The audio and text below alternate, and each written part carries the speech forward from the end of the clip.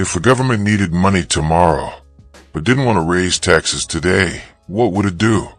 In the next 10 to 12 minutes, I'm going to give you a calm, historical map of the most common financial tricks governments use, what they are, why they happen, and how you protect your purchasing power without paranoia. Today we'll cover 5 mechanisms: the inflation tax, currency debasement, financial repression, capital controls, and what I'll call policy optics. And throughout the video, I'll keep asking a simple question: who pays, and how quietly? Let's start with the most misunderstood one, the inflation tax.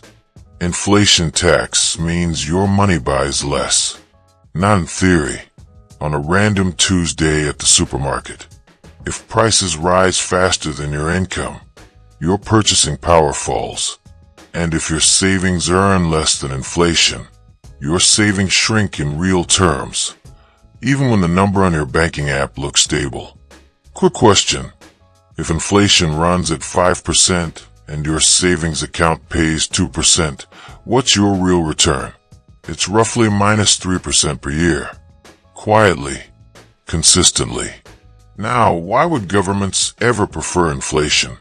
Not because they wake up wanting chaos, but because governments often carry large piles of debt, and inflation can reduce the real burden of that debt over time, especially when interest paid to savers stays below inflation. That takes us to mechanism number 2, financial repression. Financial repression is a set of policies that pushes domestic savers and institutions to accept low returns, making it easier for governments to finance debt. It can show up as interest rates held lower than you'd expect, regulations that encourage banks and pension funds to hold government bonds, or rules that make certain safe assets the default option. Here's a question that changes how you see the world.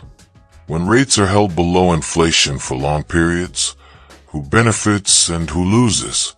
Borrowers benefit. Highly indebted governments benefit. Asset owners often benefit because people take more risks searching for returns. Conservative savers lose purchasing power, and wage earners can lose if wages lag prices. To be fair, this isn't always a villain story. After wars or major crises, societies sometimes choose a slower path to reduce debt burdens, because abrupt austerity can be socially explosive. But the ethical line is simple. Is the cost transparent and shared, or hidden and concentrated? Now, mechanism number 3. Currency debasement, the ancient version. In older coin-based systems, some governments reduced the precious metal content of coins while keeping the face value the same. People saw the same coin, but it contained less silver or gold. That created spending power until trust broke. Modern economies don't shave coins in the marketplace, but the logic rhymes. Dilute the real value of claims without calling it a tax. And once trust cracks, the consequences get loud.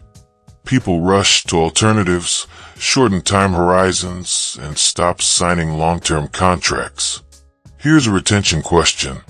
What is money at the deepest level? Money is trust plus enforceable rules.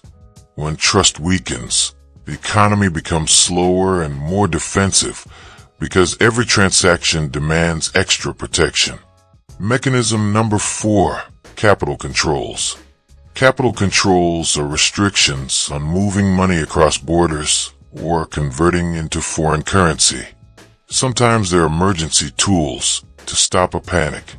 Sometimes they trap domestic savers and buy time for politics without fixing the underlying problem. So here's the question. What's the difference between a seatbelt and handcuffs? A seatbelt is temporary safety with a plan to keep driving. Handcuffs are constraint with no exit. Capital controls can be either, depending on design, duration, and credibility. Mechanism number 5, policy optics. This is the simplest to explain and the hardest to notice. Policy optics is when governments emphasize the numbers that look good, reframe the pain, or adjust reporting in ways that shift public attention. Sometimes it's legitimate accounting updates. Sometimes it's selective storytelling. The practical point is, headlines are not your balance sheet. So here's your economic immunity question. Do you track your life in nominal numbers or real numbers? Nominal. My salary is up 3%. Real. My purchasing power is down if inflation is 5%. The second one is the truth that protects you. Now let's zoom out. Why do these tools repeat across centuries? Because every society faces the same triangle of tension. 1. People want services and stability. 2. Politicians want to avoid immediate pain. 3. Budgets have limits. When debt is high, the temptation is to push costs into the future, spread them quietly, or shift them onto groups that don't organize effectively, like dispersed savers. Here's a key concept that makes the debt story click: refinancing. Governments refinance huge chunks of debt regularly. If rates rise, servicing costs can jump fast. That creates strong incentives to keep nominal rates lower, extend maturities, and encourage domestic institutions to absorb government issuance.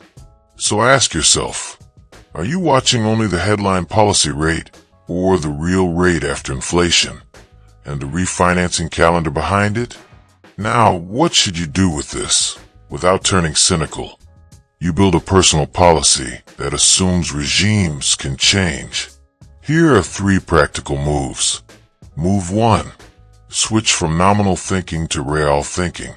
Every time you hear an interest rate, a salary raise, or an investment return, ask, after inflation, after taxes, after fees, what is the real result? This habit alone makes you harder to fool. Move 2. Reduce fragility in your personal balance sheet. High debt with variable rates makes you fragile. No emergency buffer makes you fragile. One income stream with zero optionality makes you fragile. The goal isn't maximum lifestyle. The goal is maximum stability per unit of effort. Because stability lets you play long-term games. Move 3. Build portable value. Portable value is skills, certifications, reputation, and networks.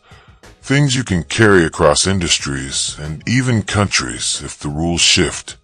Governments can tweak financial rules. They can't easily confiscate your competence. Now, one constructive tool for 2026 without hype. And in 2026, one helpful tool is AI assistants if you use them as a co-pilot, not a decision maker. Use an AI assistant to do 3 safe things, but never ask it for financial advice. Use it only for math, summaries, and scenario planning you can verify. 1. Summarize policy changes from primary documents so you don't rely on vibes. 2. Compare real yields.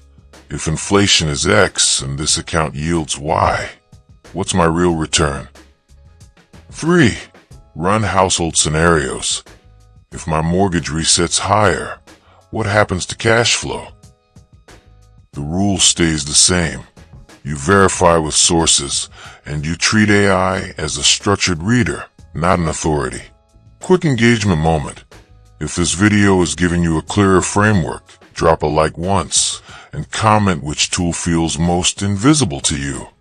Inflation, financial repression, or capital controls. Now let's close with a calm mental model. When debt is high, governments have incentives to reduce its real burden. They can do it openly with taxes and reforms, or quietly through inflation and financial repression. Your job isn't to panic. Your job is to be structurally resilient. Real return awareness, buffers, and adaptable skills. Sources, spoken plus on screen. Bank of England, money creation in the modern economy. IMF Finance and Development, financial repression redux. BIS Working Paper, financial cycle and macroeconomics. Reward for the people who stayed to the end.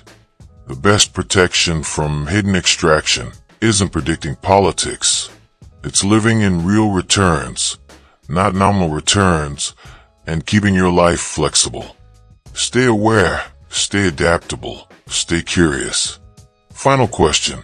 Which is more honest, higher taxes now, or slow erosion through inflation over years, and why?